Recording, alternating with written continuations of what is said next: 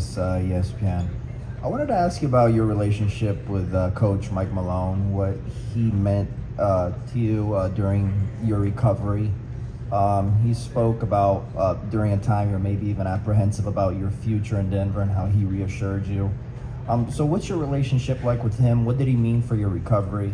And how has he helped you become the player that you are today? I think it goes both ways. I think we just developed a relationship of trust, on the court. He understands what I'm trying to get to. And during rehab, just always reassuring me. Not just rehab, but even during games from not shooting well, just always reassuring me and keeping me positive, looking the bright side and not letting me get into my own head sometimes about what's going on in the midst of the games or midst of rehab. So I think he's always been like that. He's always helped me out and, like I said, kept me in a positive mood or done enough to reassure me. So I appreciate that a lot. Arash, front left. Hey Jamal, Arash Madeni, Sportsnet Canada. You spoke last night about the chemistry that you and Jokic have together. Just how much of that are you guys almost with your eyes closed, you can kind of read off one another and just really have developed something on the floor that really clicks? Yeah, the best word is free flowing. If something's not there, we don't go to it. If it's there, we go to it. If we plan on doing something and they do something different, we adjust on the fly. It's just, we call a lot of audibles. Each possession, we're talking about what they just did, how we can counter it, and there's so many different counters that we can do, so we don't fight it. I think that's the biggest thing. Whatever we're doing, whatever the defense is doing, we're not fighting it. We're just reacting and playing and flowing right into our offense and not being stagnant. So it's a lot of fun to play like that, being unselfish and just make reads. Mike up front. Mike Singer, Denver Post. Jamal, earlier this year you said you were appreciative you believed that Joker was stealing all your triple doubles, and you finally got one in January, I think, against the Pacers. What did it mean to get a triple double last night? Did that mean anything to you, and how appreciative are you that Malone left you in the game to ultimately get that rebound with 3 seconds left? He was trying to make subs, but it was out the free throw line, so I kind of had to stay in, but. Yeah, it's like I said, it's a cool stat. Just want to win a championship, just trying to win a game. It's not really something to look into or playing for. It's just trying to win a game, doing everything I can to impact it. Standing on the left side. Jamal, is it possible to say, is it going to be 2 more games or 4 more games for Denver to win? And can you guys mentally kind of be focused only on one game, or do you always think of there may be 4 more games, and we think of the whole thing, you're in the finals, and how do you psychologically eliminate that and just focus on playing? Is it a hard thing to do right now? No, we go into every game trying to win. We try to win every game, home or away. Try to win every game. We don't plan on losing the game. So whether we're home or away, we're trying to win and just kind of react off that. Dan over here. Dan Devine, Yahoo Sports. Jokic is shooting something like 47% from 3 in the postseason, hasn't gotten a high volume of attempts from 3 in this series. What does the threat of his shooting, even if he's not getting them up, what does that open up for your offense? It takes the biggest guy it takes the biggest guy out of the paint. You have to guard him. He can obviously shoot it. So I think he just does a good job of just picking his spots, pump faking, getting into the lane, or shooting the open 3. Even shooting the contested ones just to keep him honest. And that opens things up, not just for us but for him as well. That opens up his moves and his drives and his passing and all that. So he's going to continue to play the game and do a good job of picking his spots. Next row back, this side. Katie Wingy, Altitude TV. Jamal, how much of your chemistry with Nikola Jokic do you think has to do with your personalities working well together, not just your basketball styles, but who you are as people? Yeah, I mean, just a love for the game and trying to accomplish something.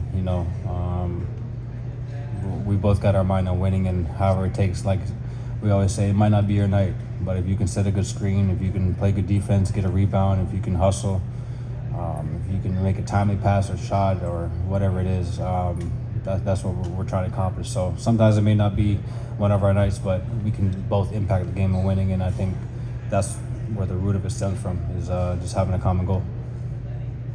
left side. Hey Jamal, Paul Clay, the Denver Gazette. Joker's seen like a million different types of matchups and coverages the last 2 months. How would you describe how he kind of puts the puzzle together? He solves these problems. It seems like it takes like a half for him to figure out what they're doing and to fix it. Like I said, just making it look easy, slowing the game down, whether the double team is coming from the bottom or the middle. It's single coverage, to an assign. It doesn't really matter. He'll figure it out. We'll all adjust and give him the right spacing. So, like he's been doing it. Like he's a 2-time MVP. He's been doing it for a while, where they're not just having one guy on him. So, to be able to pick teams apart with his passing and scoring and timely passing is really tough to stop. Right here. Yeah, what's up, ESPN? Jamal, we always talk about Nikola's greatness, deservedly so, but last night Miami shot 3 for 19 when Jokic defended them as a primary help defender, and Bam shot 1 for 10. If Joker starts defending like this, what else can you say about him? Like, what does that do for you guys? We know, as a group, we know what you can do on defense. Just trying to change the narrative and that he doesn't play defense. He's got amazing hands, timing, IQ, rebounding ability, body position, rule of vert. He's got all that. So sometimes it's not about how high you can jump and what kind of shots you can block. You know, it's about body position and where you are on the court, and that's half the job right there. So he's an elite defender in the pick and roll, and for what he lacks, he makes up for it. Rob, back left. Jamal, Rob Mahoney with The Ringer. Obviously, Nikola had a ton of rebounds in this game, but you had 10, Aaron had 10, Michael Porter had 7.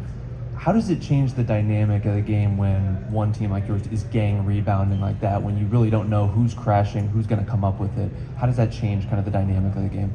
I think the biggest thing about that is just giving them one shot. You know, they got a lot of scorers and shooters over there, so we can't keep giving them multiple looks, multiple chances, even when we do play good defense. It's very deflating to watch them get a rebound and get another chance at it. So it's a collective effort on the board. You know, like I said, I'll come in from the elbows and then chip in. Joker's battling down there every night, and then you got Mike and AG, who are normally the second, third biggest guys out there, clean stuff up. So sometimes it may not be your rebound, but as long as one of us gets it, the job is done. Standing in the back left. Jamal, over here. Tomer Zarli from Clutch Points. I think when we talk about the big man position and dominance, you think about speed, strength, stuff like that. Do you think Nikola's kind of redefined what dominance looks like at that big man position, where he's maybe not the strongest, maybe not the fastest, but he's getting it done at a dominant way? He's strong. He's 7 foot. He's got amazing touch, IQ, passing. You know, he does a great job of just picking the spots when to go right away, when to wait for the double, when to put the ball on the floor, when to spin. So yeah, he's a tough cover down there. He's up there with the greats. Last 2 quick ones, Mike, and then over here. Denver Post. Jamal, you've talked about your meditations, you've talked about all the mental work that you've done. How much are you able to envision a game like you had last night versus how much is it organic and you're just in a good mental space and can play like that? I think it's both. Sometimes I'll ask Gino what color jerseys we're wearing, so it helps me envision what I'm trying to portray in my head. Just a little trick where it's a little easier for me to kind of imagine the energy I want to bring in the uniform I'm in. I also envision like reactions. Like if I miss a shot, what is the first thing I'm thinking about? I'm like, damn, that was a good shot, or was that a disconnect shot, or just get back, or don't worry about it, or was what am I honing in on it too long? So little stuff like that, just kind of redefining my mentality within the game, so that when it happens, I'm almost prepared for it and able to adjust that way. Last question on the left, second row. We saw you really impressing in this game, and yesterday you were part of the history in the NBA final. Has been you expected, and how do you describe this? It's a lot of fun. We're all having fun, trying to solve this puzzle together. And yeah, like I said, we've all been dreaming about getting to this stage, and we have vets in the league that haven't made it this far in their 15, 16 years of playing. So we don't want to take this opportunity for granted, knowing that this is not an everyday thing. So it takes a lot of work to be here, a lot of years of dedication, and we just want to make the most of it for everybody. Thank you, Jamal. Appreciate it. Nicola will be next.